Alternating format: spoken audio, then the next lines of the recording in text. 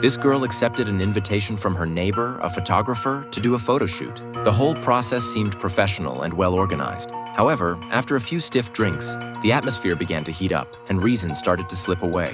What began as a normal photo shoot devolved into a scene too embarrassing to mention. Meanwhile, Thomas had planned to go home to patch things up with his girlfriend, Pippa. But as he glanced out the window at the room across the way, he was stunned by what he saw. His beloved girlfriend was in the midst of an intimate encounter with their neighbor, Seb. This sight sent him into a tailspin, and in his despair, the next morning, Pippa returned home exhausted and immediately sensed something was off. When she looked up and saw Thomas hanging there, she instantly realized that her betrayal had led to this tragedy. After attending Thomas's funeral, Pippa's life seemed to lose its color. Whether at home or at work, she became withdrawn and melancholic.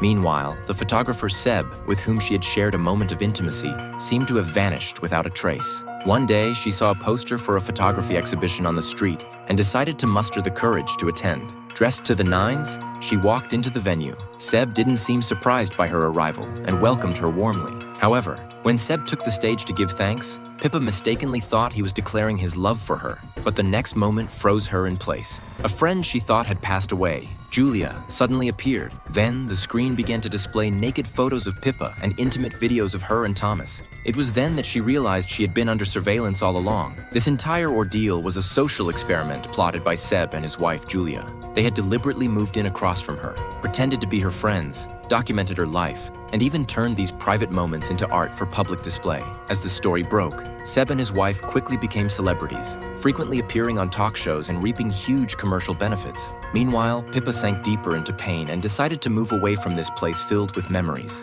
However, as she was packing, she noticed that all the birds outside her window were dead. In the distance, Julia gave her a smug smile. Shortly after, a bottle of wine arrived from a renowned art gallery, and Seb and Julia celebrated with glee. But guilt gnawed at Seb, knowing that all their current glory was built on Thomas's death. Just then, a printer spat out an anonymous letter accusing them of their crimes. Seb quickly scanned the rooftop with his camera and spotted Pippa. They chased after her, tracking her down to the hospital where she worked, and cornered her in her office, demanding why she was still spying on them. Pippa revealed the truth. Julia and Seb had poisoned Thomas, staging it to look like a suicide. Confronted with the accusation, Julia showed no remorse, instead assuming a victorious stance and laughing off the charges. But as she was about to continue her taunts, she suddenly collapsed, and Seb's vision blurred, losing consciousness. As the camera panned out slowly, the frame froze on a room in the apartment building where a blind couple now resided. This story reveals a profound truth.